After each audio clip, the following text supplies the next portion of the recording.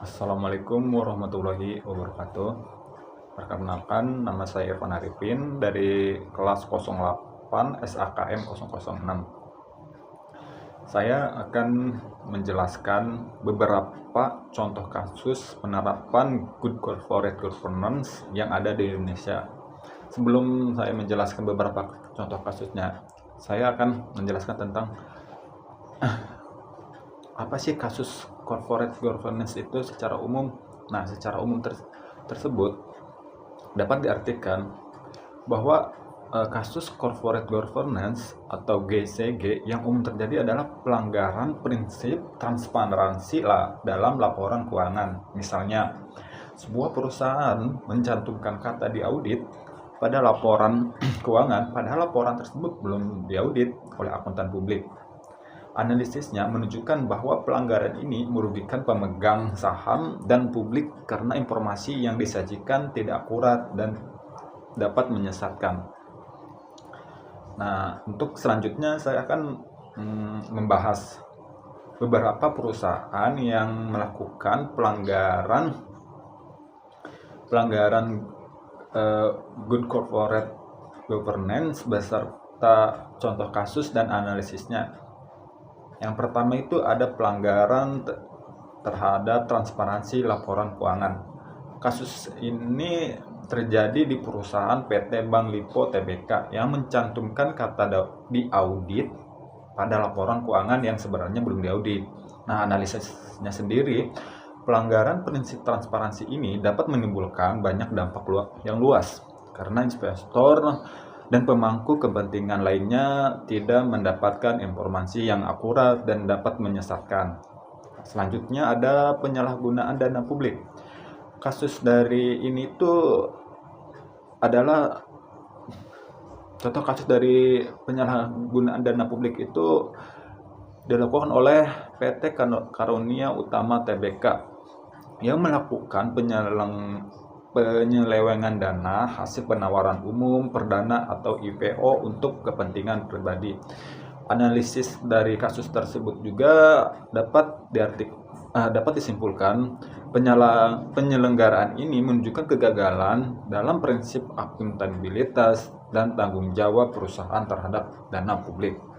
Yang selanjutnya ada rekap jabatan yang merugikan. Nah, contoh dari kasus rekap jabatan yang merugikan sendiri yaitu adalah pemegang saham mayoritas di PT Sari Amerta Utama Denpasar yang menjabat sebagai direksi melanggar prinsip independensi.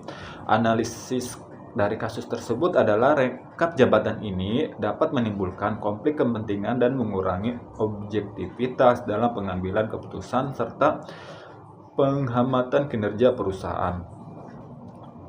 Dan yang selanjutnya juga ada kegagalan pengawasan Dewan Komisaris. Nah, contoh perusahaan yang melakukan penyalahgunaan dari kasus tersebut juga ada dari Dewan Komisaris PT Sari Amerta Utama Denpasar mengesahkan laporan keuangan yang disusun oleh staf mereka sendiri yang menyebabkan kerugian bagi perusahaan. Analisis dari kasus tersebut adalah Dewan Komisaris seharusnya berperan sebagai pengawas yang independen.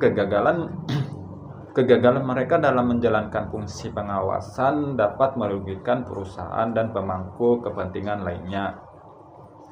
Selanjutnya juga nih ada ketidakpatuhan terhadap GCG di BUMN. Nah, kasus tersebut juga beberapa BUMN terbukti ternyata melakukan tindakan pidana korupsi yang menunjukkan bahwa prinsip GCG belum diterapkan secara efektif. Nah, dari kasus tersebut juga ada analisisnya adalah GCG seharusnya menjadi instrumen penting dalam mencegah korupsi di BUMN. Ketidakpatuhan terhadap GCG dapat merugikan negara dan masyarakat.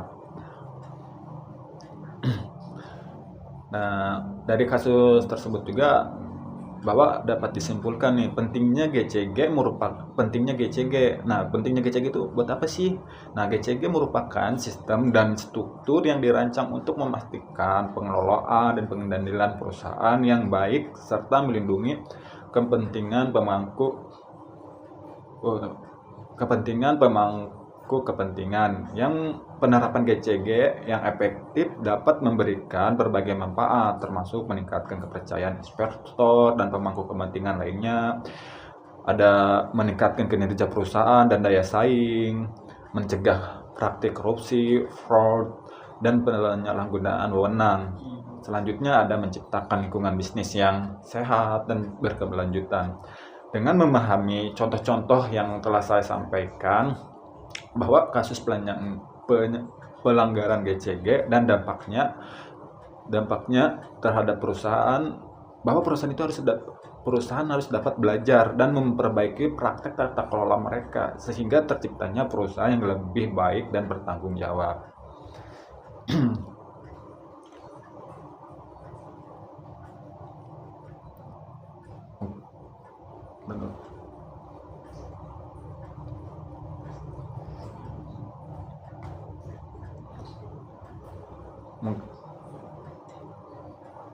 Nah, mungkin sekian mungkin sekian presentasi yang mungkin sekian pembahasan yang dapat saya jelaskan terkait contoh beberapa kasus pelanggaran good corporate governance yang terjadi di Indonesia.